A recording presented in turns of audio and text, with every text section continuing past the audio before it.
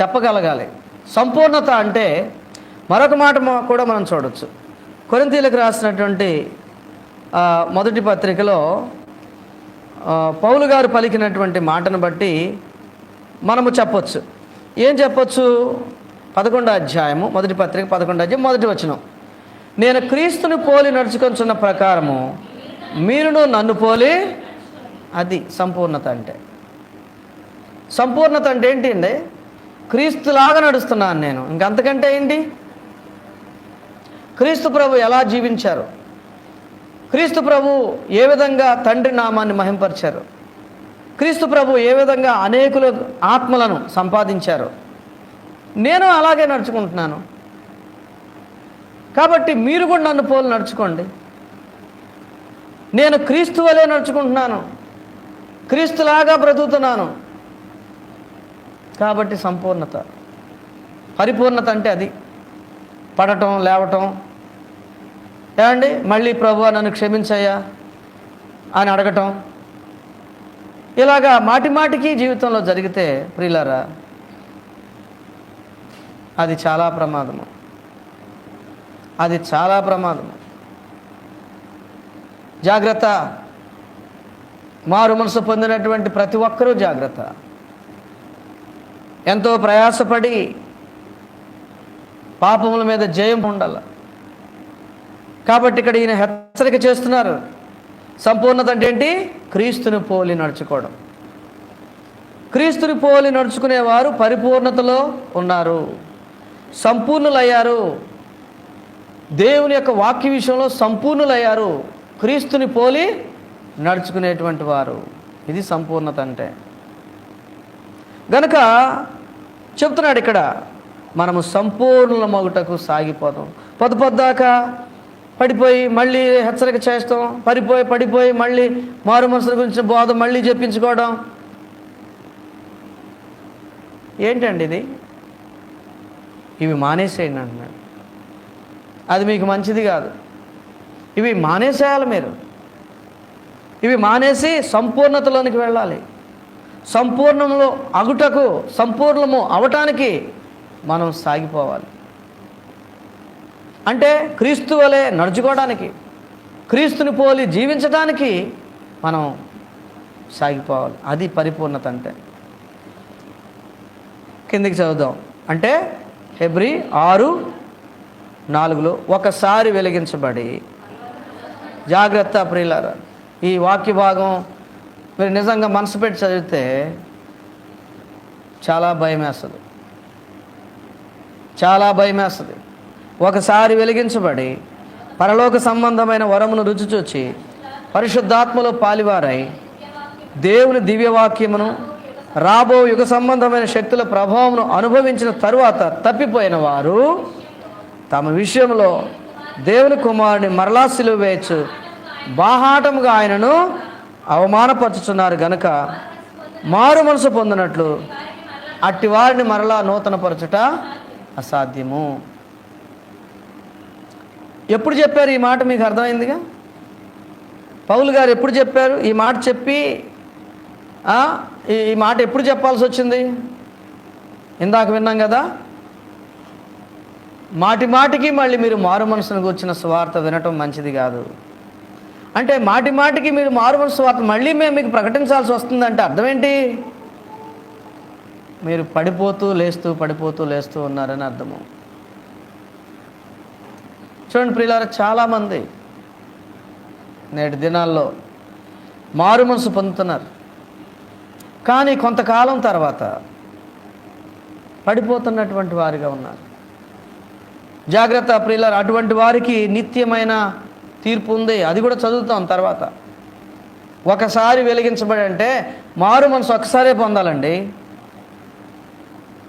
పొద్దుదాకా మారు మనసు పొందేవాడిని మనిషి అనరు. మారు మనసు అనేది ఒకసారే పొందాలి. 2 సార్లు పొందితే విలువ కాదు.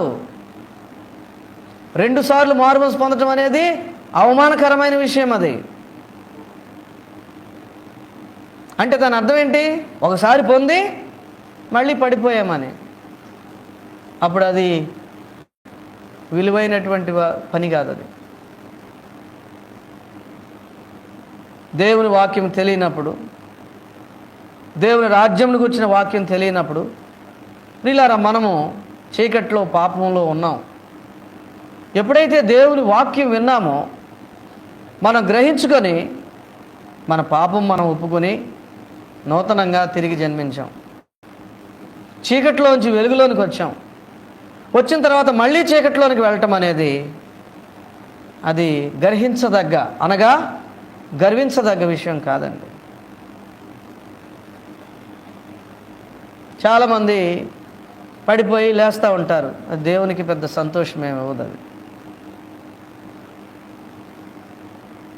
స్థిరులుగా ఉండేటువంటి వారి కొరకు ప్రభువు చూస్తున్నాడు.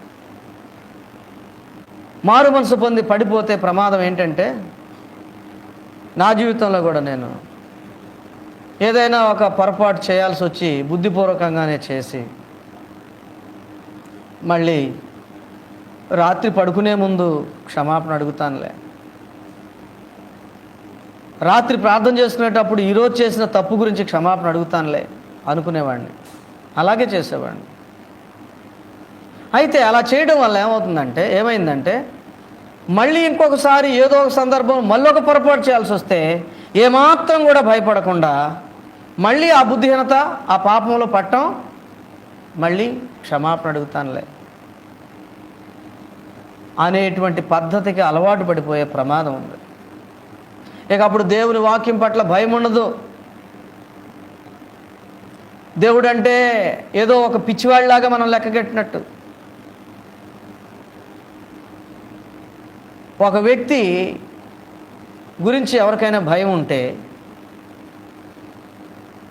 అమ్మో ఈ వ్యక్తి దగ్గర తేడా వస్తే అతనితో మామూలుగా ఉండదు మన పని, ఈ వ్యక్తి దగ్గర మనం ఏదైనా పొరపాటు చేస్తే అతని సంగతి నాకు తెలుసు, మామూలుగా ఉండదు, చాలా భయంకరంగా ఉంటుంది అని తెలిసిన వాళ్ళు ఏం చేస్తారు? ఆ వ్యక్తి దగ్గర చాలా జాగ్రత్తగా ఉంటారు.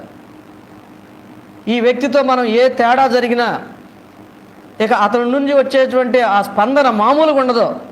కాబట్టి ఈ వ్యక్తి విషయంలో మనం జాగ్రత్తగా ఉండాలని ఉంటాము. కానీ మరి ఒప్పుకున్న పాపములను మళ్ళీ చేస్తూ మళ్ళీ నేను క్షమాపణ అడుగుతాలే ప్రభువునంటే ఆ మనిషికి ఇచ్చిన గౌరవాన్ని కూడా మనం దేవునికి ఇవ్వట్లేదు అని అర్థం. ఒక మనిషి పట్లనే అతని దగ్గర తేడా వస్తే, ఆమె దగ్గర తేడా వస్తే పరిస్థితులు చాలా ఘోరంగా ఉంటాయని భయపడి పోతే మరి దేవుడి దగ్గర ఇంకెంత భయపడాలి?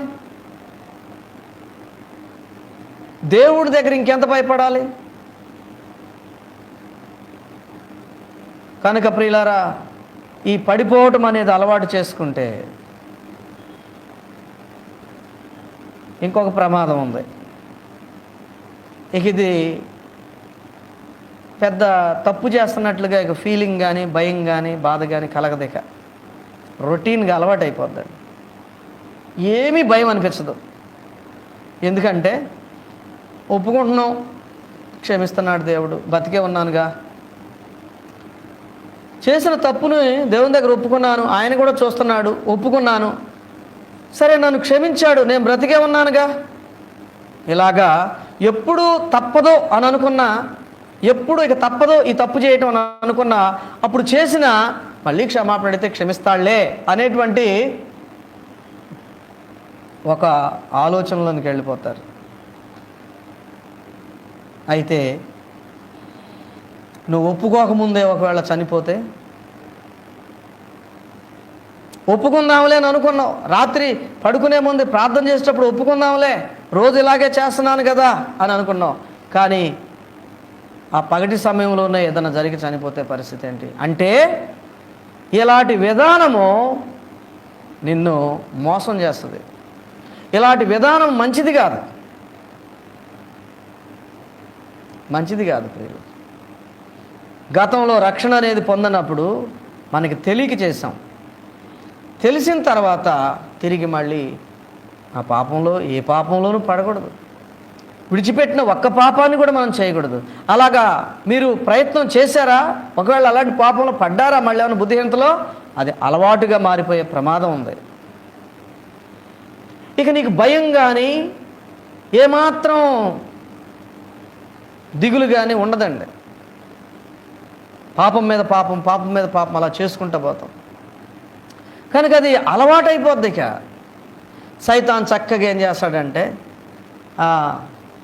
పాపములో ఉన్న స్థితిలోనే ఎక్కడో చోట చనిపోయేటట్టు చేస్తే నేరుగా నరకానికి వెళ్ళిపోతాడు. కనుక ప్రియులారా, జాగ్రత్త. మారుమనసు పొందిన ప్రతి ఒక్కరూ మీరు చాలా జాగ్రత్తగా ఉండాలి. లేచింది మొదలు పడుకునేంత వరకు కూడా ఈ రోజులో ఎక్కడ ఏ తప్పు చేయకూడదు, ఏ బుద్ధిహీనత నీలోనికి రాకూడదు. అందుకే ప్రభువు చెప్పారు, మీరు రక్షించబడిన వారు కాబట్టి మీకు శోధన, మీరు నా పిల్లలుగా మార్చబడ్డారు కాబట్టి, నీతిమంతులు అయ్యారు కాబట్టి మీకు శోధన. కాబట్టి దుష్టుడి నుండి, శోధన నుంచి తప్పించమని ప్రార్థన చేయండి నాకని ప్రభు పరలోక ప్రార్థనలో నేర్పించారు. కనుక రోజు శోధన ఉంటుంది ప్రియులారా. శోధన వచ్చింది కదా, ఇక ఈ శోధనలో నేను తప్పించుకోలేను, ఈ శోధనని నేను బయటపడలేను, ప్రభు నన్ను క్షమించు, ఇక పడిపోయాను ఏమనుకోవద్దు, నా బలహీనత అయ్యా నన్ను క్షమించు అని అడుగుతానులే అనేది పిచ్చి ప్రార్థన. దానివల్ల ఏం ఉపయోగం ఉండదు. అందుకే అంటున్నాడు, ఒకసారే వెలిగించబడాలి. ఆరిపోయి మళ్ళీ వెలిగించి, ఆరిపోయి మళ్ళీ వెలిగి, అదే అలవాటు అవుద్ది. ఇక అదే అలవాటు అవుద్దండి. కనుక ఒకసారి వెలిగించబడి అంటే ఒకసారి మారుమనసు పొంది పరలోక సంబంధమైన వరమును రుచి చూచి. ఏంటి పరలోక సంబంధమైన వరం? రక్షణ అనేటువంటి వరం. దేవుని వాక్యంలో రాయబడింది కదా, ఇది మీ వల్ల కలిగినది కాదు, మీరు అతిశయించ పని లేదు, ఇది పరలోకము నుండి లేక దేవుని కృపావరం ఇదని చెప్పాడు. ఇది దేవుని దయ వలన ఈ రక్షణ అనేటువంటి భాగ్యాన్ని మనం పొందుకున్నాం. అంటే పరలోక సంబంధమైన వరం అంటే అర్థమైందా మీకు? రక్షణ అనుభవం. రక్షణ అనుభవం ప్రియులారా. పరలోక సంబంధమైన వరం అంటే రక్షణ అనుభవం. ఇది ఏ మనుషుడన్నా మనకిచ్చాడా? మనం చేసిన పాపములను మరి క్షమించాను నిన్ను, అన్ని పాపాలు క్షమించాను నిన్ను అని చెప్పగలిగిన వారు ఎవరైనా ఉన్నారా ఈ భూమి మీద? మీరు మారుమనసు పొందినప్పుడు, నేను మారుమనసు పొందినప్పుడు ఏం చేశాం? కన్నీటితో ప్రతి పాపాన్ని ఒప్పుకొని, గుర్తులేని వాటిని చూపించమని అడిగి, అవి చూపించిన తర్వాత వాటిని కూడా ఒప్పుకొని, మనుషులతో సరి చేసుకోవాల్సిన వాటిని సరి చేసుకొని, సమాధాన పడవలసిన దగ్గర సమాధానపడి, క్షమాపణ అడగవలసిన దగ్గర క్షమాపణ అడిగి, తిరిగి చేయవలసిన దగ్గర తిరిగిచ్చి వేసి, ఇంత ప్రయాసపడి అప్పుడు రక్షణ వాగ్దానాన్ని దేవుడు ఇచ్చాడు. ఆయన చేతుల్లోంచి తీసుకున్నాం మనం. నరుని యొక్క ప్రాణ విమోచన ధనము బహు గొప్పది. దాన్ని ఏ మనిషి కూడా మన పాపాల నుంచి మనం విడిపించేవాడు లేడు. యేసు ప్రభువే మన పాపాలు క్షమించాలి. ఎందుకు? ఆయన దైవకుమారుడు, ఆయన పరిశుద్ధుడు, ఆయన పవిత్ర రక్తంతో మన పాపాలు కడగాలి కాబట్టి. ఆ కార్యం జరిగింది మనందరికీ. కనుక దేవుని ద్వారా పొందుకున్నాం పాపక్షమాపణ అనేది. నీ పాపములు క్షమించబడినవని దేవుని ద్వారా చెప్పించుకోబడ్డాం మనం. కలలైనా, దర్శనాలైనా, వాక్యమైనా, స్వరమైనా నీ పాపములు క్షమించినట్టుగా దేవుడు నీకు చూపించాడు. ఆయన ఇచ్చాడు నీకు రక్షణ. ఇది దేవుని యొక్క కృపావరం. ఇది కనుక ఒకసారి వెలిగించబడి పరలోక సంబంధమైన వరమును రుచి చూడటం అంటే రక్షణ అనుభవం తెలిసి ఉండటం. మారు మనసు ఎలాగ నువ్వు పొందుకున్నావో అనుభవం తెలుసుంది నీకు. ఎంత కన్నీరు కార్చి, ఎంతగా ఉపవాసం ఉండి ఏడిస్తే, పశ్చాత్తాపడితే ఇచ్చాడో ఆ అనుభవం నీకుంది. ఆ అనుభవం నీకుంది. అది నువ్వు రుచి చూచావు. ఆ తర్వాత మళ్ళా తప్పిపోయిన వారు అంటే రక్షించబడిన తర్వాత మరలా తప్పిపోయినటువంటి వారు. ప్రియులారా, ఏం రాసింది? తమ విషయంలో దేవుని కుమారుని మరలా సిలువ వేయచ్చు. అంటే వారి ద్వారా, వారి వలన ఏం జరుగుతుందట? దేవుని కుమారుడైన యేసుక్రీస్తుని మరలా సిలువ వేయచ్చు. ప్రియులారా, యేసు ప్రభు రోమా గవర్నమెంట్ ద్వారా ఒకసారి శారీరకంగా సిలువ వేయబడ్డారు. అర్థమైందా? అయిపోయింది అది. కానీ తప్పిపోయిన ప్రతి ఒక్కరూ మరలా ఆయన సిలువ వేస్తున్నట్టు ఇక్కడ చెబుతున్నాడు. మారు మనసు పొంది ఎవరు తప్పిపోయినా వారు ప్రభువుని సిలువ వేసినట్లే. ఆలోచించండి ప్రియులారు. మారు మనసు పొంది తప్పిపోయినటువంటి వారు తమ విషయంలో ఏం చేస్తారంట? దేవుని కుమారుడిని మరలా సిలువ వేస్తూ. అంటే ఏంటి? సిలువ వేసినంతగా దేవుడు దుఃఖపడుతున్నాడు. ఈ వ్యక్తి, ఈ కుమారుడు, ఈ కుమార్తె రక్షించబడ్డారు, మళ్ళీ పడిపోయారని సిలువ మరణము పొందినంతగా బాధపడుతున్నారంట. అది అర్థమవుతుందా నీకు? నువ్వేదైనా బుద్ధిహీనతలో పడేటప్పుడు, ఏదైనా ఒక తప్పిదంలో ఇరుక్కున్నప్పుడు అది అర్థమవుతుందా మీకు? అయ్యో నా ప్రభువుని మరలా నేను సిలువ వేస్తున్నాను. ఒకసారి సిలువ వేసినప్పుడే ఎంతో దుఃఖం, ఎంతో బాధ.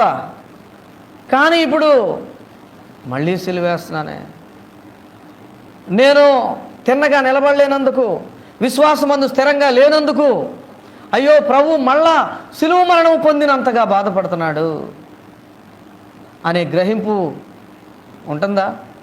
తేలిగ్గా అబద్ధాలు ఆడేస్తారు, తేలిగ్గా మళ్ళీ బుద్ధిహీనమైన పనులు చేస్తారు. అంతకుముందు ఏవైతే తప్పని ఒప్పుకొని కన్నీటితో విడిచిపెట్టారో వాటిని మళ్ళీ అవలేలగా తేలిగ్గా చేసేస్తారు. అలాంటప్పుడు నువ్వేం గుర్తుపెట్టుకోవాలి? ఆయన మరలా సిలువ వేయు. మరి ఇప్పుడు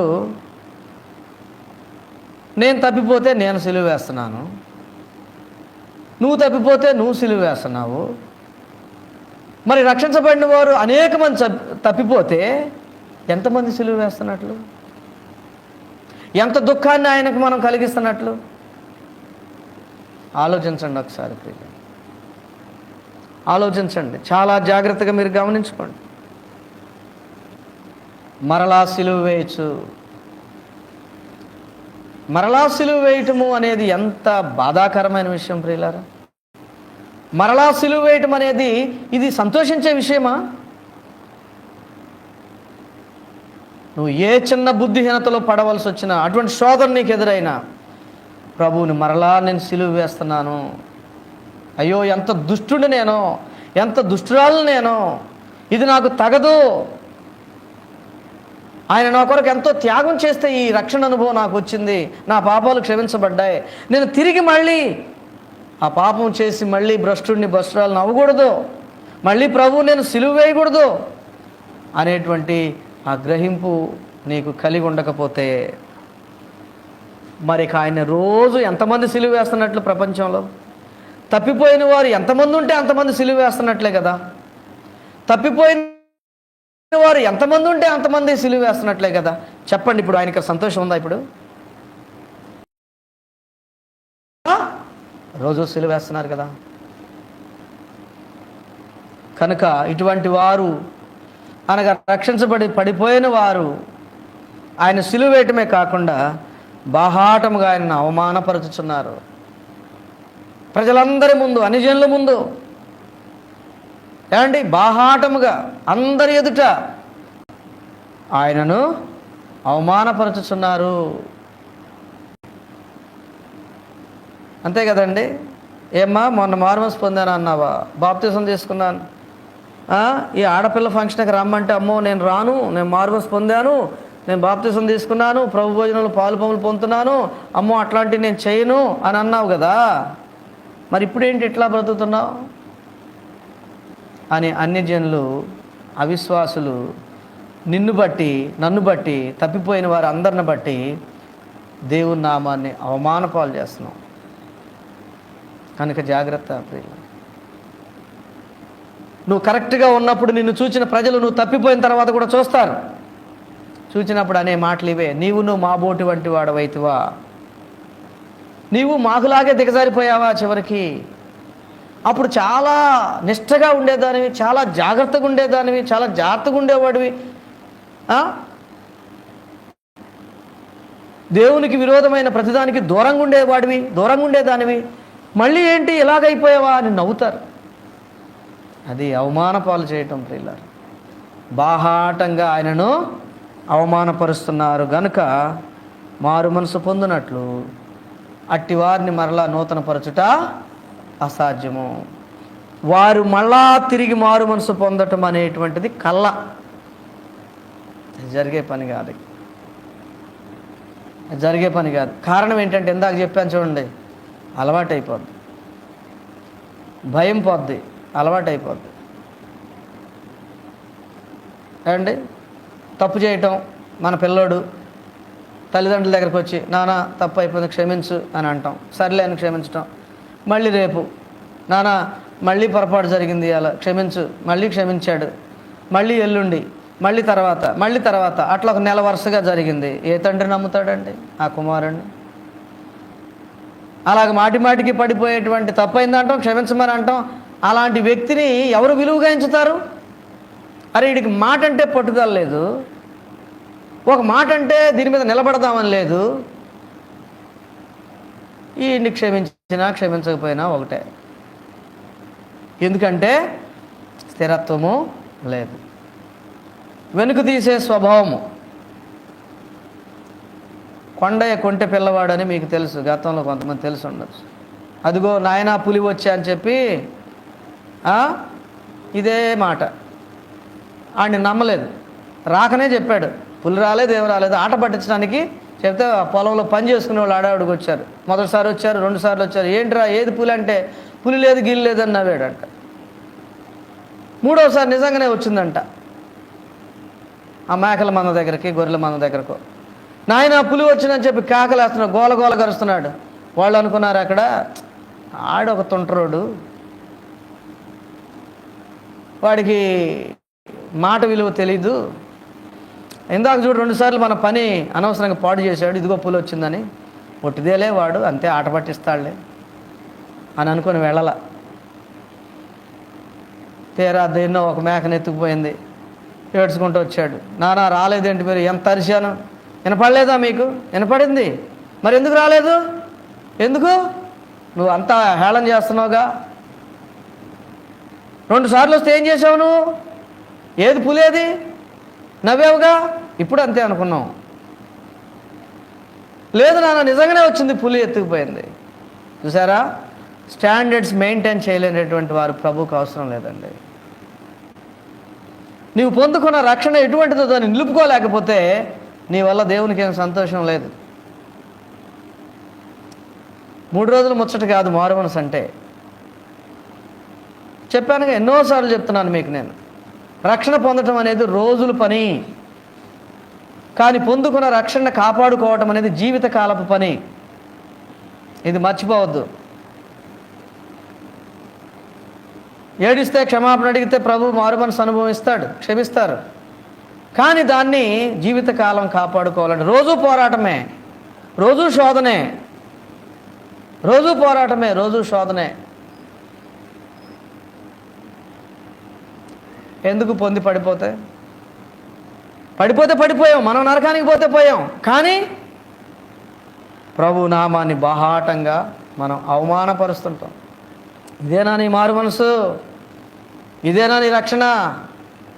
నేను మారు మనసు పొందానన్నావు, బాప్తిజం తీసుకున్నానన్నావు, నేను అన్నిట్లోకి రానిక అని అన్నావు, రాలేదు కూడా కొన్నిటికి నువ్వు. మరి ఇప్పుడేంటమ్మా, ఇప్పుడేంటయ్యా ఇట్లా అయిపోయావేంటి? నవ్వుతారు ప్రియులారా. జాగ్రత్త. మీ మాదిరి ఎలాగుందో చూసుకోవాలా, మీ ప్రవర్తన ఎలాగుందో చూసుకోవాలా. నువ్వు అనుకోవచ్చు నన్ను ఎవడు చూడలేదులే అని, లేకపోతే ఎవరు లేని చోట చేశానులే, ఎవరికి తెలియదులే అనుకోవచ్చు. ఏదో ఒక రోజు నిన్ను పసిగట్టే వాళ్ళు ఉంటారు. దేవునికి ప్రతిదీ తెలుసు, కానీ మన పాపం ఎప్పుడోసారి బయటపడుతుందండి. ఎందుకంటే అలవాటు అయిపోయినప్పుడు బయటపడిపోద్ది. ఒకసారి కాకపోతే ఒకసారి అయినా మన పాపమే మనల్ని పట్టిస్తుంది. కనుక ప్రతిరోజు మనం జాగ్రత్తగా ఉండాలి ప్రియుల. నీ మాటలు, నీ యావత్ ప్రవర్తన జాగ్రత్తగా చూసుకోవాలి. ప్రతిరోజు జాగ్రత్తగా చూసుకోవాలి. అనుకుంటాం ఒక్కోసారి మనల్ని ఎవరు చూడలేదులే, రహస్యంగా చాలా చక్కగా మెయింటైన్ చేయగలిగాం అని అనుకోవచ్చు. రెక్కలు గలది సంగతి తెలుపును అని రాసింది. అంటే దేవుని దూతలు దేవునికి చెప్తారంట తీసుకెళ్ళి. కనుక జాగ్రత్త ప్రియులారా. కాబట్టి అటువంటి వారు అంటే ఇలా పడిపోవటం, అయ్యా నన్ను క్షమించని మళ్ళీ అడగటం, మళ్ళీ అవసరమైనప్పుడు మళ్ళీ తప్పదని చేయటం, మనస్సాక్షి చంపుకొని మళ్ళీ ప్రభు నన్ను క్షమించమని అడగటం, ఇలా పడటం లేవటం అనేది అలవాటుగా మారి వారి ద్వారా దేవుని నామానికి అవమానం వస్తుంది. అటువంటి వారిని మళ్ళా నూతనపరచటము అంటే మళ్ళా మారు మనసు అనుభవంలోనికి నడపటము అసాధ్యము. నేను సంఘంలో కూడా కొందరిని చూస్తున్నాను, తప్పిపోయిన వారిని, పడిపోయిన వారిని ఎన్నిసార్లు హెచ్చరిక చేస్తున్నాను, ఎన్నిసార్లు గద్దిస్తున్నాను. మీకు బుధవారం లేదు, శనివారం లేదు, మీరు పొందుకున్న రక్షణ పోతుంది, నిలవదు, మీరు విశ్వాసం ముందు స్థిరంగా ఉండలేరు, చివరి వరకు ఉండలేరు, జాగ్రత్త అని హెచ్చరిక చేస్తున్నాను. అలా కొంతమందికి నేను హెచ్చరిక చేస్తున్నాను, వాక్యం ద్వారా, అలాగే పర్సనల్గా కూడా హెచ్చరిక చేస్తున్నాను. కానీ చేంగుట్టినట్టు కూడా లేదు కొంతమంది. ఎందుకంటే వాక్యం చెప్తున్న సంగతి ఇదే. అట్టి వారిని మళ్ళా నూతనపరచుట అసాధ్యం. ఏమా సడన్గా చనిపోతే ఎక్కడికి వెళ్తావు నువ్వు, ఏయా సడన్గా చనిపోతే ఎక్కడికి వెళ్తావు నువ్వు అని అంటే మాట్లాడరు, మౌనం. ఇదే వాక్యం. అట్టి వారిని మరలా నూతనపరచుట అసాధ్యం. ఎందుకంటే ఆ సీరియస్నెస్ రాదిక, ఆ భయం రాదిక, అలవాటు అయిపోతుంది, చులకన భావం వచ్చేస్తుంది. చులకన భావం గట్టిగా అడిగామనుకోండి, ఇట్లాగుంటే ఎట్లా, మీరు ఇంకెంతకాలం తిరిగి జన్మించకపోతే ఎట్లా అని అంటే, పోనండి, పోతే పోయాంలేండి, ఏదైతే దైద్యులేండి అని అంటారు. అందుకని అటువంటి వారు మరలా తిరిగి మారు మనసు పొందటం అనేది కష్టం ప్రియులారా. అది ఎంత ప్రమాదకరమో చూడండి, ఎంత ప్రమాదకరమో. ఇదే హెబ్రీ పత్రికలో, ఎందుకంటే ఇందులోనే హెచ్చరికలు రాశాడు చక్కగా. 10వ అధ్యాయం ఇందాక చదివాం మనం, దాని పై భాగంలో చూడండి, సేమ్ దానికి సంబంధించిన మీనింగ్తో కూడింది. 26లో, మనము సత్యమును గూర్చిన అనుభవ జ్ఞానం పొందిన తర్వాత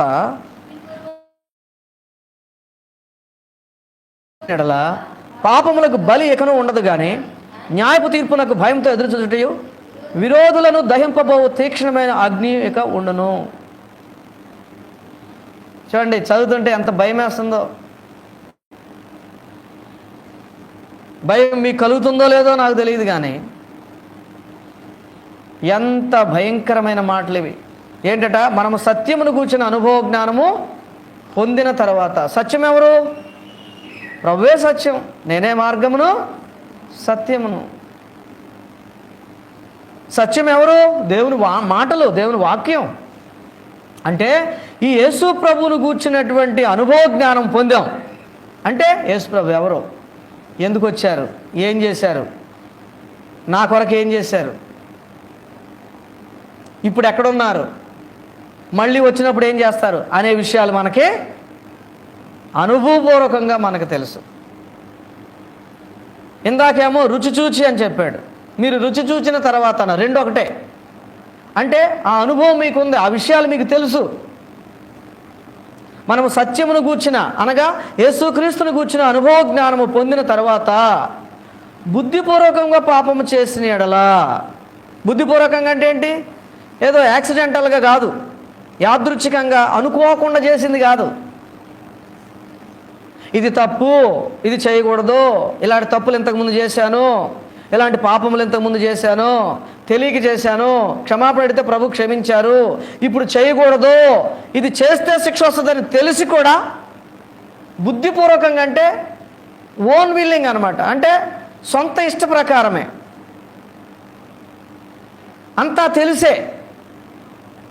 తెలిసే బుద్ధిపూర్వకంగా ఇష్ట ప్రకారము హృదయపూర్వకంగా పాపము చేసిన ఎడల బలి ఇకను ఉండదు. మళ్ళీ ప్రభు నీ కొరకు రారు, మళ్ళీ ప్రభు నీ కొరకు నా కొరకు వచ్చి మళ్ళీ సిలువ మరణం పొందరు, గుర్తుపెట్టుకోండి, ఉండదు. మళ్ళీ పాపములు క్షమించబడటానికి ఆయన రెండోసారి రారు. మళ్ళీ వచ్చి సిలువెక్కరు. పాపములకు బలి ఇక ఉండదు, కానీ న్యాయపు తీర్పునకు భయముతో ఎదురు చూడటమే. దేవుడు తీర్చే న్యాయమైనటువంటి న్యాయాధిపతి అయిన దేవుడు న్యాయమైనటువంటి తీర్పు తీర్చబోతున్నాడు గనక ఇక అందుకు రెడీగా ఉండటమే, ఇక అందుకు సిద్ధంగా ఉండటమే. కానీ మారు మనసు అయితే పొందరు. తిరిగి మళ్ళీ రక్షణ పొందటం అనేది జరగదు ప్రియుల. జాగ్రత్త. ఈ రోజున చాలా సంఘాల్లో, కొన్ని సంఘాల్లో నేను రక్షణ స్వార్త చెబుతున్నారు, మారుమనసు పొందుతున్నారు, కానీ కొద్ది కాలం తర్వాత మళ్ళీ విడిచిపెట్టినటువంటి పాపాల్లో మళ్ళీ పడుతున్నారు, ఒప్పుకున్నటువంటి పాపాల్లో మళ్ళీ పడుతున్నారు. ప్రియ సహోదరి సహోదరుడా, పాపములకు బలి ఇక ఉండదు, కానీ న్యాయపు తీర్పునకు భయముతో, ఇక భయము. పొందుకున్న రక్షణ పోగొట్టుకున్నాం కాబట్టి సంతోషం ఉంటుందా? రక్షణలో ఏముంది? ఆనందం ఉంది. రక్షణానందం అని రాశాడు కదా, నీ రక్షణానందం నాకు మరలా పుట్టించమని అడిగాడు కదా. కాబట్టి రక్షణ పోగొట్టుకుంటే రక్షణ ఆనందం పోయింది, మళ్ళీ భయము, మళ్ళీ పాపభీతి, మళ్ళీ నరకానికి వెళ్ళిపోతాననే భయం. కాబట్టి ఆ భయముతో ఎదురు చూడటమే. యేసుప్రభు రెండవ రాకడ కొరకు, ఆ తీర్పు కొరకు ఎదురు చూడటమే. విరోధులను దహింపబో తీక్ష్ణమైన అగ్ని ఇకను ఉండను. విరోధులు ఎవరిప్పుడు? మారుమనసు పొంది పడిపోతే విరోధులం కాదా? మారుమనసు పొందాం కానీ మళ్ళీ పడిపోతే దేవునికి విరోధులం కాదా మనం? కాబట్టి విరోధులను దహించబో తీక్ష్ణమైన అగ్ని, ఇక అదే ఉంటుంది, దానికోసమే ఎదురు చూడాల. కనుక ప్రియులారా, దీన్ని బట్టి మారు మనసు పొంది పడిపోయిన తర్వాత తిరిగి మళ్ళా వాళ్ళని నూతనపరచుట అసాధ్యం. ఇక వాళ్ళు దేనికి ఎదురు చూడాలంట? తీర్పులో విమర్శించబడి అగ్నిగుండానికి తీర్మానం చేయబడిన, నియమించబడిన వారిగా ఇక ఎదురు చూడటమే. చూడండి, ఈ అపోస్తుల కార్యంలో మరి గారడీ సీమోన్ అనేవాడు రక్షించబడ్డాడు కదా. 8వ అధ్యాయంలో రక్షించబడిన తర్వాత మారు మనసు పొందాడు, బాప్తిసం కూడా తీసుకున్నాడు. చూడండి, ఇక్కడ 8వ అధ్యాయంలో 13వ వచనం. అప్పుడు సీమోను కూడా నమ్మి బాప్తిసం పొంది ఫిలిప్పుని ఎడబాయకుండి సూచక్రియలను గొప్ప అద్భుతములను చూచి విభ్రాంతి అందన. చూడండి ప్రియులారా, అయ్యో నేను చేసేది గారడి, నేను చేసేది ఏదో చిన్న చిన్న మాయలు. కానీ ఫిలిప్పు వచ్చాడు. ఫిలిప్పు వచ్చి దేవుని సేవకుడు, దేవుని శిష్యుడు వచ్చి వాక్యాన్ని బోధిస్తే 6వ వచనంలో ఏం రాస్తుంది? జనసమూహములు విని ఫిలిప్పు చేసిన సూచక్రియలను చూచినందున అతడు చెప్పిన మాటలు యందు ఏకమనసుతో లక్ష్యముంచగా అనేకులను పట్టిన అపవిత్రాత్మలు పెద్ద కేకలు వేసి వారిని వదిలిపోయాను. పక్షవాయువు గలవారును కుంటివారును అనేకులు స్వస్థత పొందిరి. అందరూ అందుకు ఆ పట్టణంలో మిగుల సంతోషము కలిగింది. చూస్తున్నారు కదా, గారడి వాడికి అర్థమైంది ఇప్పుడు. ఓ నేను చేసేదంతా పైదే. ఒక కుంటివాడికి నడవశక్తి ఇచ్చినటువంటి ఆ గొప్ప కార్యం ఎక్కడ? నేనేదో టోపీలోంచి పౌరం తీయటం, టోపీలోంచి పూలదండలు తీయటం, ఇది ఎక్కడ? గారడీలు చేసేవాళ్ళు ఏం చేస్తారండి? ఇవేగా. ఒట్టి చేతులు చూపిస్తారు, ఇందులోంచి రూపాయి నాణ్యం చూపిస్తాడు. అది అద్భుతమేం కాదు, వాడు దాచుకున్నాడు వేళలో ఎక్కడో కనపడకుండా. అదొక మ్యాజిక్ షో, అదొక గారడి, అది నిజం కాదు. కానీ ఈయన వాక్యం చెప్పినప్పుడు ఏం జరిగిందంట? 7వ వచనంలో అనేకులను పట్టిన అపవిత్రాత్మలు పెద్ద కేకలు వేసి వారిని వదిలిపోయాను. పక్షవాయువు గల వారిని కుంటివారిని అనేకులు స్వస్థత పొందిరి. అందుకు ఆ పట్టణంలో మిగిలిన సంతోషము. ఇవన్నీ చూశాడు ఈ గారడీ సీమోన్ అనేవాడు. చూసి 12వ వచనం, అయితే ఫిలిప్పు దేవుని రాజ్యమును గూర్చి యేసుక్రీస్తు నామమును గూర్చి స్వార్థ ప్రకటించుండగా వారు అతను నమ్మి పురుషులను స్త్రీలను బాప్తిసం పొందిరు. అప్పుడు సీమోను కూడా నమ్మి బాప్తిస్మము పొంది ఫిలిప్పుని ఎడబాయకుండి సూచక్రియలను గొప్ప అద్భుతం చూచి విభ్రాంతి నొందెను. కాబట్టి ఈయన కూడా ఏం చేశాడు? అక్షరాల రాసుంది. అప్పుడు సీమోను కూడా నమ్మి అంటే ఏం చెప్పాము? దుర్నీతి నుండి తొలగిపోవడం.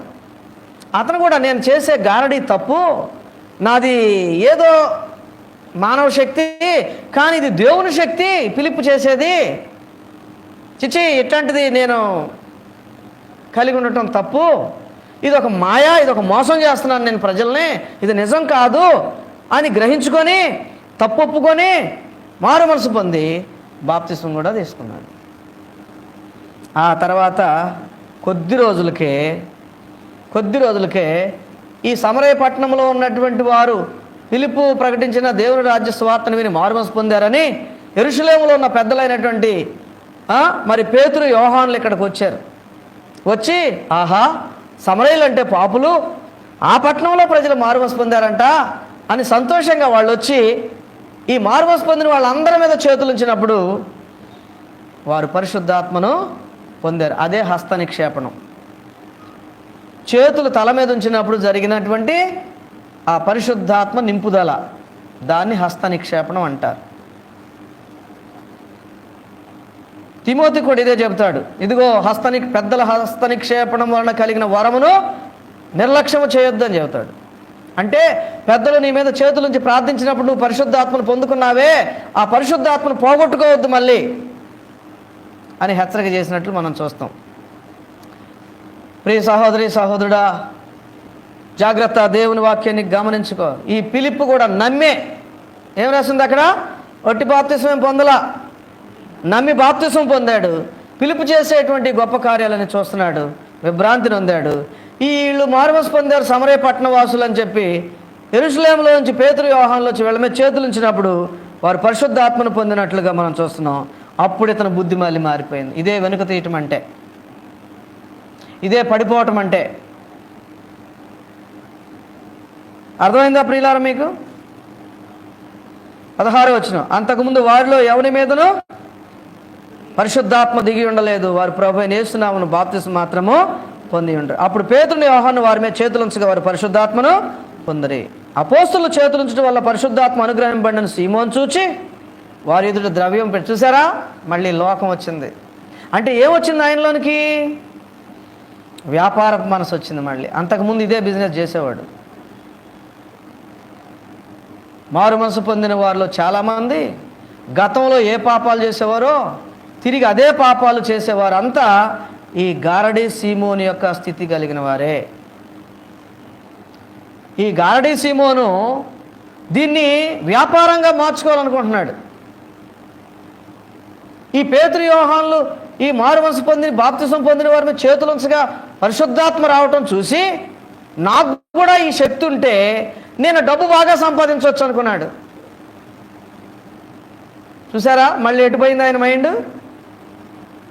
మారు మనసు పొందినోడే కొద్ది రోజుల్లోనే మళ్ళీ డబ్బు పిచ్చి పట్టుకుంది. అంటే లోభత్వం పట్టుకుంది, అతన్ని ధనాపేక్ష పట్టుకుంది. ఈ గారడీలు చేసినప్పుడు అందరూ ఎప్పుడు చేసే గారడీయేగా, నేను ఇక కొత్త చేసేది ఏం లేదు, అలవాటు అయిపోయింది వాళ్ళకి. ఇప్పుడు కొత్త చేద్దాం, అప్పుడు నాకు ఎక్కువ డబ్బులు వస్తాయి.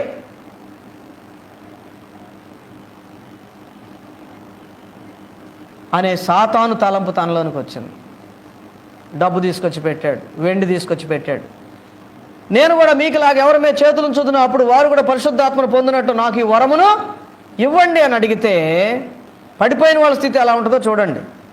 అడిగితే 20వ వచనంలో పేతురు గారు మాట్లాడుతున్నారు. అందుకు పేతురు, నీవు ద్రవ్యమిచ్చి దేవుని వరమును సంపాదించుకొందునని తలంచుకునేందున నీ వెండి నీతో కూడా. ఎంత తీవ్రంగా ఉన్నాయండి ఈ మాటలు. ఒక మారు మనసు పొందిన వ్యక్తిని ఎంత కఠినంగా, ఎంత తీవ్రంగా పేతురు గారు పరిశుద్ధాత్మతో నిండి గద్దిస్తున్నాడో చూడండి. నీవు దేవుని వరమును, పరిశుద్ధాత్మ అనే వరాన్ని డబ్బిచ్చి కొనుక్కుందాం అనుకుంటున్నావా? కాబట్టి నీ వెండి నీతో కూడా నశించునుగాక.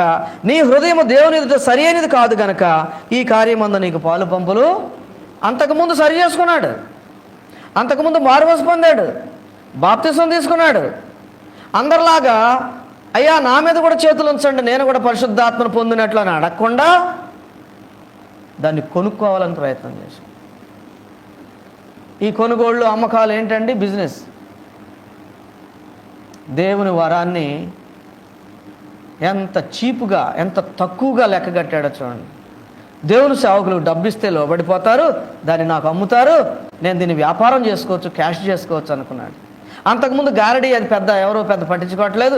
సరే అవి ఎప్పుడు చేసినాయి కదా, ఇది అద్భుతం, ఇలా చేస్తే నాకు బోళ్ళంత డబ్బు వస్తుంది జనాల ద్వారా. ప్రియులారా, కాబట్టి నీ హృదయము దేవుని ఎదుట సరి అయినది. అరే కొద్ది రోజుల కిందే కదా సరి చేసుకున్నాడు, కొద్ది రోజుల కిందే కదా హృదయం మారింది, సరి చేసుకున్నాడు. ఎంతకాలం ఉంది అది? రోజుల వ్యవధిలోనే పోయింది, రోజుల వ్యవధిలోనే పడిపోయాడు. విత్తువాని ఉపమానంలో ముళ్ళ పొదల్లో పడిన విత్తనములు పోలిన వారు ఎవరనగా రాతి నేలను విత్తబడిన వారు ఎవరనగా వారు వాక్యం విని సంతోషంతో దాన్ని అవలంబించువారు, కానీ వారిలో వేరు లేనందున కొంతకాలం నిలుతురు. కానీ ఐహిక విచారమును ధనమోసమును పట్టినప్పుడు ఆ క్రీస్తు నిమిత్తం హింస అయినను శ్రమ అయినను కలగ్గానే వారు అభ్యంతరపడి వెళ్ళిపోతారు. కొంతకాలము నిలుతారు, ఎందుకంటే కొంచెం మన్ను కిందాన్ని రాళ్ళు, కాబట్టి కొంతకాలం నిలుస్తారు. ఈ పడిపోయేవారు అంతా ఎవరిని పోలిన వారంటే రాతి నేలలో పోలినటువంటి వారే. ప్రియులారా జాగ్రత్త, ఈయన కొద్ది రోజులే ఉంది ఈయన మారు మనసు అనుభవం. అందుకే పేతురు గారు తీవ్రంగా గద్దిస్తున్నాడు, నీ వెండి నీతో నశించునుగాక, నీతో కూడా నశించునుగాక, నీ హృదయం దేవుని సరైనది కాదు గనక ఈ కార్యమందు నీకు పాలు పంపులు ఈ పరిశుద్ధాత్మ అనేటువంటిది ఇవ్వటం జరగదు నీకు. తర్వాత కాబట్టి ఈ నీ చెడుతనమును మానుకొని మారు మనసు పొంది ప్రభువును వేడుకు, మళ్ళీ మారు మనసు పొందమంటున్నాడు. అట్టి వారిని మళ్ళా నూతనపరచుట, మారు మనసు పొందినట్లు నూతనపరచుట అసాధ్యం అని చెప్పాడు పౌలు గారు. ఎందుకంటే ఆయన ఇట్లాంటి వాళ్ళని చాలామందిని చూసి ఉంటాడు. కనుక మీరు గమనించండి, కాబట్టి ఈ చెడుతనమును మానుకొని మారు మనసు పొంది ప్రభువును మళ్ళీ నువ్వు మారు మనసు పొందడానికి ప్రయత్నం చేయమంటున్నాడు. మళ్ళీ నేను పాపం ఒప్పుకోమనంటే ఒకవేళ అప్పుడు దేవుడు నీ హృదయాలోచన, ఇక్కడ చూడండి ఇఫ్ అని ఉంటుంది ఇంగ్లీష్లో, అంటే నువ్వు మారు మనసు కొరకు ప్రయత్నం చేసినా ప్రభువును వేడుకున్నా ఏమో ఒకవేళ అని రాశాడు. జాగ్రత్త గుర్తుపెట్టుకోండి. ఏముంది అక్కడ? ఒకవేళ అంటే అర్థం ఏంటి? నేనైతే ధైర్యంగా చెప్పలేను, నేనైతే ఖచ్చితంగా చెప్పలేను అబ్బాయి నువ్వు తిరిగి మారు మనసు పొందుతావని. ఒకవేళ ఏమో అది ఆయన ఇష్టం, లేక నువ్వు ఒప్పుకునే విధానము. ఒకవేళ అనే పదము చాలా, అంటే పేతురు గారు చెప్పలేకపోతున్నాడు, నువ్వు ఒప్పుకో నిన్ను క్షమిస్తాడు అని చెప్పలేకపోతున్నాడు. ఎందుకంటే అది చెప్పేది కాదు, అది చెప్పినా వాళ్ళు చేయరు. అందుకని ఒకవేళ నీ హృదయాలోచన క్షమించబడా వచ్చును, నీవు ఘోర దుష్టత్వములోను అనగా చేదైన పైత్యం. కొంతమందిని అంటారు చూడండి, నీకు అంత పైత్యం ఎందుకురా అంటారు, పైత్యం బాగా ఎక్కువైనట్టుందే అని అంటారు. అంటే చేసిందే చేయటం. రాశాడు చక్కగా ఇక్కడ పైత్యం అని రాశాడు. చేదు పైత్యం అంటే గ్యాస్ ప్రాబ్లం ఉన్నప్పుడు ఒకసారి ఆ గ్యాస్ తట్టుకోలేక మనం లోపల పుల్లగా ఉన్నప్పుడు ఒకసారి వాంతి అవుతుంది, అప్పుడు పచ్చగా వస్తుంది. ఎంత పుల్లగా ఉంటుంది అంటే చేదుగా ఉంటుంది. అలాగుందని హృదయ స్థితి అబ్బాయి. కాబట్టి నువ్వు ఘోర దుష్టత్వంలో, నువ్వు దుర్నీతి బంధకంలో ఉన్నట్లు నీకున్నటువంటి తలంపు ఎలాంటిదంటే ఘోరమైంది. అసలు నువ్వు ఎట్లా ఆలోచించావయ్యా? పరిశుద్ధాత్మను డబ్బులు ఇస్తే నాకు ఇస్తారని ఎట్ట అనుకున్నావు నువ్వు? ఇది ఎంత ఘోర పాపం, ఎంత ఘోర దుష్టత్వం ఇది. దుర్నీతి బంధకములో ఉన్నట్లు నాకు కనబడుచున్నదని చెప్పాను. ఈ మాటలు వింటుంటే ఏం చేయాలండి? అసలు ఎవరైనా అమ్మో నేను ఇట్లా అనుకోలేదయ్యా, అమ్మో నేను ఇంత ప్రమాదం అని అనుకోలేదు అయ్యా, నేను ఇంత తప్పు చేసి ఇంత బుద్ధిహీనుండని నేను ఇంత తప్పు చేస్తానని అనుకోలేదు, నేను అడిగింది ఇంత తప్పు అని నేను అనుకోలేదు. సరేనయ్యా మీరు చెప్పినట్లు నేను ప్రభు దగ్గర నా పాపం ఒప్పుకుంటాను, క్షమాపణ అడుగుతాను, మీరు చెప్పినట్టే అని అంటానికి బదులు ఏమంటున్నాడు? అందుకు సీమోను, మీరు చెప్పిన వాటిలో ఏది నా మీదకి రాకుండా మీరే నా కొరకు ప్రభువును. చూడండి, అది సిల్లీగా తీసుకుంటారు, తేలిగ్గా తీసుకుంటారు. చెప్పబడిన మాటలు సిల్లీవా? ఏమంటే చెప్పబడిన మాటలు, హెచ్చరించిన హెచ్చరికలు అవి ఎలాంటివి, ఎంత భయంకరమైనవి, ఎంత జాగ్రత్త పడాల్సినవి. అతను అంటున్నాడు తేలిగ్గా, అట్లాగైతే మీరు చెప్పి వింటుంటే అది నా భయం వేస్తుంది, కానీ అవేవి నా మీదకి రాకుండా మీరే నా కొరకు ప్రభువుని వేడుకోండి. అదండి మారు మనసు పొంది పడిపోయిన వారి యొక్క స్థితి ఎలా ఉంటుందంటే చీమ కుట్టినట్టుగా కూడా ఉండదు. చీమ కుట్టినట్టుగా కూడా ఉండదు. చూద్దాంలేండి. ఏంటి చూద్దాం అంటే ఇన్ని సంవత్సరాలు అవుతుందో సహోదరుడా, తిరిగి మందిరానికి వచ్చి ప్రార్థన చేసుకోవయ్యా, ప్రార్థన చేసుకోమ్మా అని అంటే నువ్వు ఇట్లా ఉంటే నరకానికి వెళ్ళిపోతావేమో, జాగ్రత్త, ఎప్పుడు చచ్చిపోతావో తెలియదు అని అంటే పర్లేదులేండి, పోరండి, పోతే పోతాలే. ఇది వాళ్ళ వైఖరి, అలా ఉంటుంది. ఇదే వాత వేయబడిన మనస్సాక్షి. అలాగే ఇంకోటి ఏంటి? భ్రష్ట మనసు. ఇక వీళ్ళకి అర్థం కాదండి. భ్రష్ట మనసు. వాత వేయబడిన మనస్సాక్షి అంటే ఏదన్నా పుండై గాయం అయిపోయి చర్మం ఊడిపోయి అక్కడ చెక్కు కట్టింది అనుకోండి, అట్లాగా అయిపోతుంది. లైక్ పెరాలసిస్, ఒక పక్షవాతం లాగా గిచ్చినా ఏం తెలియనట్టుగా ఎన్ని హెచ్చరికలు చేయండి, ఏం తిరిగి జన్మించరు, ఏం భయం రాదు, ఏమి సీరియస్గా తీసుకోరు, క్షేమ కుట్టినట్టు కూడా ఉండదు, అలాగే కంటిన్యూ అవుతుంటారు. అందుకే పౌలు గారు చెప్తున్నాడు హెబ్రీలకు ఉత్తరం రాస్తూ, అట్టి వారిని మరలా నూతనపరచుట అసాధ్యము. మరి ఇక వాళ్ళు దేనికి ఎదురు చూడాలయ్యా?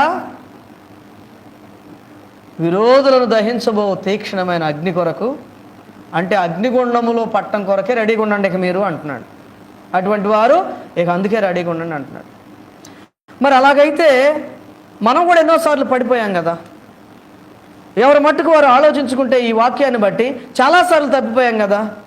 కానీ తప్పిపోయి నువ్వు సరి చేసుకొని స్థిరుడుగా లేకపోతే, సరి చేసుకొని ఒకసారికో 2 సార్లుకో 10 సార్లుకో పోని తప్పు తెలుసుకొని ఇప్పటికీ మారకపోతే మాత్రం అదే గతి పడుతుంది నీకైనా నాకైనా. అలాంటి వారు ఉండరా? మరి అంటే ఉంటారు, ఎవరో లక్షల్లో ఒకళ్ళు ఉంటారో ఉండరు. ఉదాహరణకి దావీదు 2 భయంకరమైన పాపాలు చేశాడు, క్షమించబడ్డాడు. ఎందుకంటే ఆయన గ్రహింపుతో కూడిన పశ్చాత్తాపం అంతెంత కాదు. చాలా దుఃఖపడ్డాడు, చాలా క్షమాపణ అడిగాడు, చాలా ఏడ్చాడు. బట్ క్షమిస్తాను కానీ అబ్బాయి, క్షమిస్తాను కానీ నిన్ను ఊరికినే క్షమించను. ఎందుకంటే నువ్వు బుద్ధిపూర్వకంగా చేసావు, ఇది తప్పు, ఇది చేయకూడదని తెలిసి చేసావు. కాబట్టి నీ ఇంటి వారితో నీకు సదాకాలం యుద్ధము కలుగుతుంది. అర్థమవుతుందా? శిక్షలతో కూడిన క్షమాపణ దొరుకుతుంది. అది కూడా ఎవరికో కొంతమందికే, నిజంగా గ్రహింపు కలిగి కన్నీటితో ఒప్పుకున్న వారికి.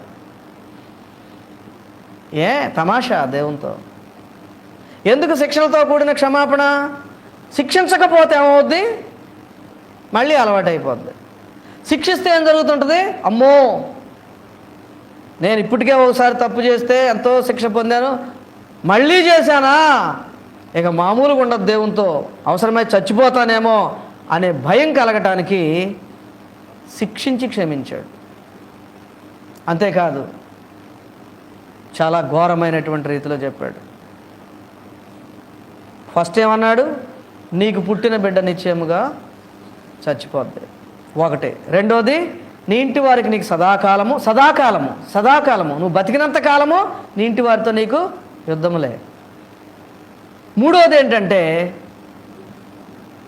ఒకడు వ్యభిచారం అనేది రహస్యంగా చేస్తాడు, కానీ ఇశ్రాయేలు అందరూ చూస్తుండగానే నీ భార్యను నీ చేరువానికి అప్పగిస్తాను.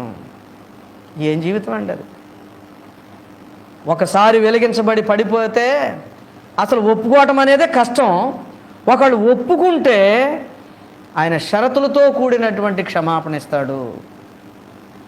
ఆయన షరతులతో కూడిన క్షమాపణ ఇస్తాడు. Be careful. చాలా జాగ్రత్తగా ఉండాలి, చాలా జాగ్రత్తగా ఉండాలి. ఒకసారి వెలిగింపబడి పరలోక సంబంధమైన వరమును రుచి చూచిన తర్వాత తప్పిపోతే వారు ప్రభు నామాన్ని అవమానపరచడమే కాకుండా, రోజు సిలువ వేయటమే కాకుండా, వారు విరోధులను దహించబోయే తీక్ష్ణమైన అగ్ని కొరకేక ఎదురు చూడటమే. ఒకవేళ అటువంటి బుద్ధిహీనతలు సహోదరి సహోదరుడా, మనం బ్రతుకున్నాం, ఇంకా నీలో నాలో ఏమైనా ఉంటే దిద్దుకుందాం, సరి చేసుకుందాం. లేకపోతే అది నీ మీదకి, నీ పిల్లల మీదకి వచ్చే ప్రమాదం ఉంది, నీ వంశం మీదకి వచ్చే ప్రమాదం ఉంది. అది కంటిన్యూ అయిపోతూ ఉంటుంది.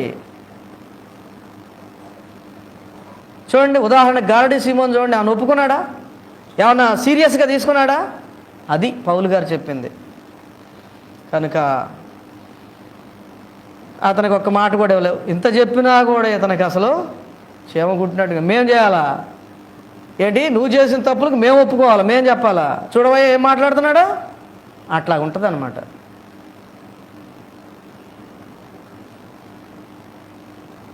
శిక్షలతో కూడిన క్షమాపణ కూడా అందరికీ దొరకదు. దావీదు గురించి రాయబడింది ఏంటంటే, ఆ 2 పాపములు చేసిన తర్వాత అతను జీవిత కాలంలోకి మరి అన్నడును ఏ పాపము చేయలేదు. అందుకని అతను చరిత్ర పుటల్లో ఉన్నాడు, ఈ బైబిల్లో రాయబడ్డాడు. మరి నీ జీవితంలో జరుగుద్ది అలాగా? పడిపోయిన స్థితి నుంచి తిరిగి లేవటం జరుగుద్ది అసలు ముందు? ఒకళ్ళ శిక్షలతో కూడిన క్షమాపణ వస్తే ధన్యుడివే, ధన్యురాలువే. భ్రష్ట మనసుకు అప్పగించబడద్దు. ఇది చాలా ప్రమాదం. మారుమనసు పొందిన వారలారా, చాలా జాగ్రత్తగా ఉండాలి. మీరు మనందరం చాలా జాగ్రత్తగా ఉండాలి. అందుకే పడిన తర్వాత క్లియర్గా పరిశుద్ధాత్మ దేవుడు పేతురు గారితో క్లియర్గా చెప్పాడు. మరి పడిపోకుండా ఉండటానికి మార్గం ఏంటండి? అసలు పడిపోకుండా ఉండాలంటే, చివరి వరకు నిలబడాలంటే మార్గం ఏంటి? మీకు తెలిసిందే. ఏంటది? అపోస్తుల కార్యం 2:42. రక్షించబడిన వారు అపోస్తుల బోధ యందును, సహవాసమందును, రొట్టె విరుచుట యందును, ప్రార్థన చేయట యందును ఎడతెగక. ఇది సూత్రం. కొంతమంది చదువుల కొరకు ఎడతెగకుండా అంటే డిస్కనెక్ట్ అయిపోతారు. కొంతమంది ఉద్యోగాల విషయంలో డిస్కనెక్ట్ అయిపోతారు. కొంతమంది వివాహాల విషయాల్లో డిస్కనెక్ట్ అయిపోతారు. కొంతమంది పెద్ద వయసు వచ్చి డిస్కనెక్ట్ అయిపోతారు. అంటే ఈ 4 కాపాడుకోరు. ఏదో ఒక బోధలేండి. ఏమా అక్కడికి వెళ్తున్న ఉద్యోగం అంటున్నాం, మరి అక్కడ ఏ సహవాసం ఉండదని అంటే, ఉందండి, అక్కడ ఒక చర్చ్ ఉందండి, అక్కడ బాగానే చెప్తున్నారండి, కవర్ చేసుకుంటారు. అవుట్. అక్కడ అపోస్తల బోధ ఉండదు. స్పెసిఫిక్గా చెప్పాడు అపోస్తల బోధని. ఈ అపోస్తల బోధే నిజమైన బోధ. అన్ని చర్చెస్లో ఇది లేదు, అందరు పాస్టర్లు ఇది బోధించరు అనుకుంటారు. ఉందండి, చర్చి వెళ్తున్నానండి, రెగ్యులర్గా వెళ్తున్నా. అపోస్తల బోధ మిస్డ్. ఆ తర్వాత ఏమైంది? వాళ్ళ సహవాసం అక్కడ కాదుగా, వేరే సహవాసం అది. ఆ తర్వాత వాళ్ళు ప్రభు భోజనం ఎట్లిస్తారు? హెచ్చరిక చేసేవరో, దాని విలువ తెలియదు. మారుమనసు పొందినోడికి పొందినోడికి కూడా ఇచ్చేస్తారు. వరుస పెట్టి వచ్చిన వాళ్ళందరికీ ఇచ్చేస్తారు. ప్రార్థన చేయుట, ఇవి ఒకదాని తర్వాత ఒకటి తెగిపోతాయి. ఈ చైన్, ఈ లింక్ అనేది తెగిపోద్ది. స్థిరంగా ఉండాలంటే ప్రియులారా, ఇది సూత్రం. చాలామందికి తెలియదు. రకరకాల కారణాలను బట్టి పడిపోతూ ఉంటారు. వివాహం కూడా వయసు వచ్చేసరికి తల్లిదండ్రులు, ఏమోలే లేట్ అవుతుందో పిల్లకి వివాహం చేయటం, ఎవడో ఒకళ్ళే చేద్దాం, లేకపోతే ఎవరో ఒక అమ్మాయిలే చేద్దాం, ఎందుకంటే ఏమో మళ్ళీ వస్తాయో రావో. అవుట్. కొంతమంది అక్కడ అవుట్. ఎందుకంటే ఇక్కడ ఉన్న వాక్యం అక్కడ ఉండకపోవచ్చు. ఉద్యోగాల కొరకు వెళ్ళినప్పుడు అక్కడ సహవాసం లేకపోవచ్చు. డిస్కనెక్ట్. ఈ రీతిగా ప్రియులారా రకరకాల రీతులుగా సాతానుడు ఏం చేస్తాడంటే ఏర్పరచబడిన వారిని సైతము వాడు ఏం చేస్తున్నాడు, మోసగించుటకు వాడు ప్రయత్నం ఆ మోసం నీకు అర్థమవుతుందో లేదో సహోదరి జాగ్రత్త. ఈ కారణం ఉంది, ఆ అవసరం ఉంది, ఇది తప్పలేదయ్యా, అందుకనయ్యా, ఇందుకనయ్యా, ఇవన్నీ కుదరవు. అది నీకే నష్టం, దానివల్ల నువ్వే నష్టపోతావు. ఎడతెగక అంటే ఏంటండి, ఈ వాన ఏంట్రా బాబు 3 రోజుల నుంచి ఎడతెక్కకుండా పడుతుంది. ఎడతెరిపి లేకుండా అంటే నో గ్యాప్, కంటిన్యూస్గా పడుతుంది అనమాట. ఈ 4 నీకు కంటిన్యూస్గా లేకపోతే అందుకే మొత్తుకుంటున్నాం మేము. ఇప్పుడు కూడా కష్టపడి లైవ్ ఇచ్చేది దేనికి? ఎక్కడ డిస్కనెక్ట్ అవుతారో, దేని విషయం అవుతారో, వాక్యం ఉండాలి అని ప్రయాసపడుతున్నాం. ప్రియ సహోదరి సహోదరుడా, నీవు తిరిగి దేవునితో సరి చేసుకునే మనసు వస్తుందో లేదో చూసుకో. లేకపోతే తేలిక మనసుతో నువ్వు దాటవేస్తూ ఒక భ్రష్టాత్మ పట్టిన వ్యక్తిగా ఉంటున్నావేమో చూసుకో. ఆ స్థితిలో ఉంటే విరోధులను దహించబోవు తీక్షణమైన అగ్ని ఇక ఉంటుంది. కనుక పడిపోకుండా ఉండటానికి ఇదిగో సూత్రం ఇక్కడ ఉంది. దీన్ని నేను జాగ్రత్త కాపాడుకుంటూ ఉంటా, చెప్పుతూ ఉంటా, హెచ్చరిక చేస్తుంటా. పిల్లల విషయంలో కూడా హెచ్చరిక చేస్తారు, కానీ కొంతమందికి అర్థం కాదు. చిన్నప్పుడే హాస్టల్లో పడేస్తారు, డిస్కనెక్ట్ అయిపోతున్నారు వాళ్ళు దేవునికి. రక్షణ పొందిన వారితో వివాహం జరిపించరు, డిస్కనెక్ట్ అయిపోతున్నారు అక్కడ లోకస్తులతో జరపటం వల్ల. ఉద్యోగములు, చదువులు, కోచింగులు, ట్రైనింగులు ఏదైనా అవ్వచ్చు, కానీ నిన్ను డిస్కనెక్ట్ ఏది చేస్తుందో ప్రభువు నుండి జాగ్రత్తగా గమనించుకో, లేకపోతే చాలా ప్రమాదంలో పడిపోతావు. ప్రార్థన చేసుకుందాం ప్రియులారా, ప్రార్థన